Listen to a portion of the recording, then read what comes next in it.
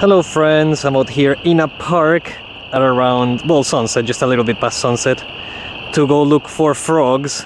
So they have started calling last week, as you have probably seen in the previous segment, but we're back to try and find some of them. This time I hear peepers too, so it's possible we end up seeing also peepers, just not chorus frogs. So that'll be cool, but yeah, let's get started on the looking. Alright, we have acquired the first frog of the night. Right here. This guy was also calling, but obviously they get startled with the light and stuff. I'm actually surprised they're calling as much as they do. Generally when you get close to them, they just kind of stopped going. But this is an Upland Chorus Frog, very classic chorus frog as well. You can see the pattern on their back. That differentiates them also from peepers, for example. And peepers have the distinct eggs that I may have shown in other videos. Chorus frogs also have the masked kind of face near the eye, so they have that black stripe right there, kind of like wood frogs do. Although wood frogs are a lot harder to come by here in Tennessee. This one is super pretty though, very marked pattern. I'll just put the little guy back after some pictures and we'll see what else we can turn up. Okay, this one is calling right there. Very cool. It's always such a treat to see frogs call. It's something that I don't get to see super often. Basically just with these guys during, the breeding season, which is just like February and March. They have a decently short window, and honestly seeing them out of window is pretty tough. So getting to see them here is really cool. But yeah, that's another chorus frog. Hopefully we'll get to see some peepers and some leopard frogs, which are also calling. Yeah. Well, there is an amplexus right there. I'm probably gonna leave them be here, but yeah, they're having their fun there, to say the least. But I'm gonna leave them be. I'm sure my light startled them, so pretty cool to show an amplexus though. Here's another guy. There are a lot very close to the edge, which is pretty nice. So I'll get to show a lot of chorus frogs. I love the chorus frogs. They're such a neat species, so small. Love them. Here's another couple of chorus frogs. They're genuinely just everywhere. I've recorded all of these in the last 10 minutes. It's crazy. I came out here last week and they weren't... they were definitely calling, but they weren't nearly as easy to find as they are today. Super cool. There's another one right there as well. Calling too. Wow, that's awesome. There's 3 of them right there. One of them calling again. 4 of them actually. I didn't even see the one on the left. That's so cool. Man, this has to be one of my favorite seasons too. Because while everything else is slow because of winter, these chorus frogs just bring the first sights of spring. So cool. Here's some egg masses. I believe these are southern leopard eggs, although I could be mistaken. They have been around for maybe a week or so, so it's not the exact circle that you expect from the egg, but it's pretty cool. They're definitely, as you can hear from the calls, they're definitely going in here. Alright, this is the second species of the 3 that are calling in here. There's barely any peepers, but you can also hear the southern leopard frogs. There is one right there. It's a little bit far out to get a super good look at them, but they're there too. Pretty neat just to add to the species tally. And as I mentioned, I'm pretty sure the egg masses are from this species, not from chorus frogs. I could be wrong in that regard. I'm not great at distinguishing egg masses yet, but I think that's what it is. Cool though. Alright, I think I'm just about ready to call it for the night, but here's a last look at a couple of chorus frogs.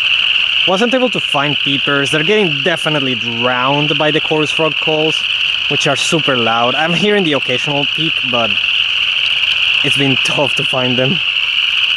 So with this last little bit, we're gonna head out and yeah, I hope you all have a nice day. JK, here's a better look at a leopard frog. It's a little bit closer, still a little far away, but I just saw him get out of the water, so yeah, there's just the 3 species, and I'm sure if we stuck around and looked a little bit better, we'd see eastern newts. But the thing with eastern newts, oh, there's another one there, and a chorus frog. Okay. But the thing with eastern newts is like the water, it's kind of hard to see in there. There's just too much grass and debris. So you'd have to get pretty lucky to see newts without having to like deep net. But yeah, on that note, thanks everyone for watching, and I'll see you all some other day. Bye bye.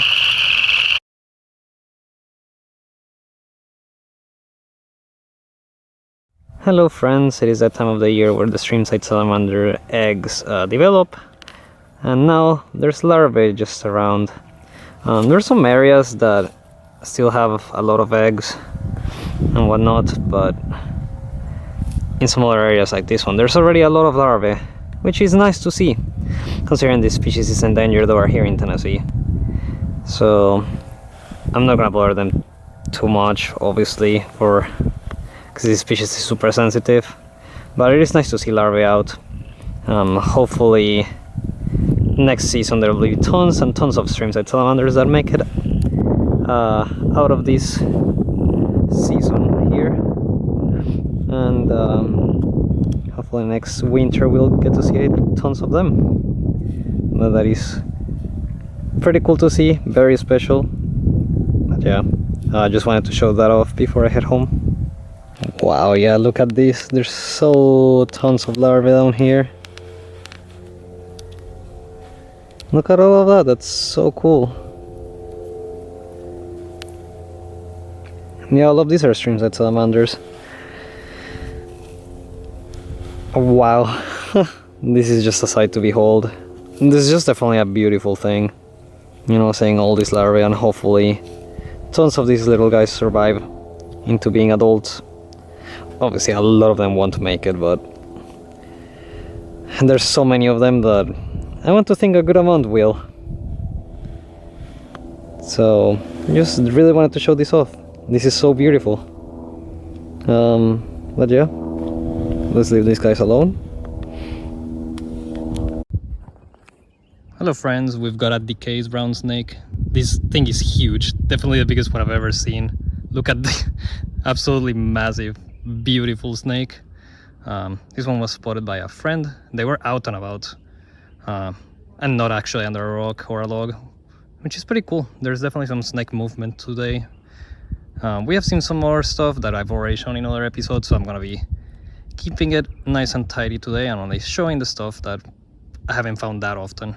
But look at this thing, absolutely massive, beautiful snake. I'll show some shots later in the video, but yeah, we'll just let them go. Go snake.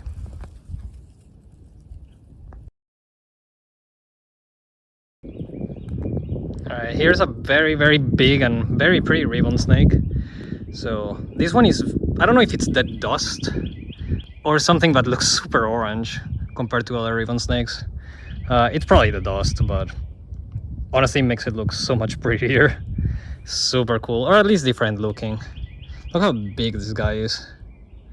Absolutely massive. It was also found by another friend, but yeah, we let this guy go and keep going. Maybe we'll see other stuff. So far it's been good. A lot of the same stuff that I've shown in other videos though, but I really wanted to show this one off. And yeah, let's keep going. Well, we have a plain-bellied water snake here, pretty far away from the water actually, just poking its head out of the leaf litter. I'm probably gonna leave this guy be. I don't see any reason to grab them or a good grab spot either, but look at that, super pretty. Alright, we'll just leave this guy alone and keep going. Snakes are clearly out, maybe we'll see some more stuff on the way back shortly. Alright, hello guys, we just got a pretty medium-sized cottonmouth, patternless as well, but I think this one's just like very dusty too. They were crossing the trail.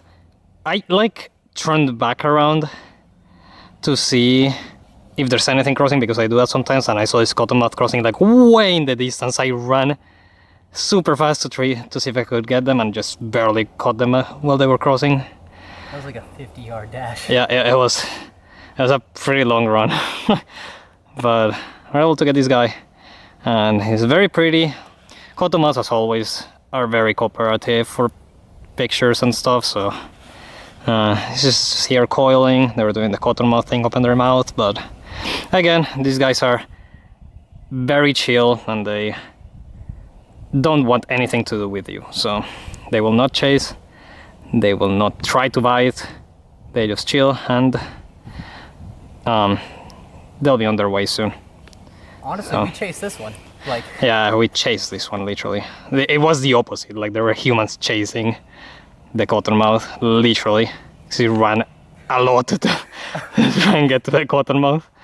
But very pretty little guy. Alright, just wanted to show that off, and we'll let them go here shortly when I just keep taking some pictures.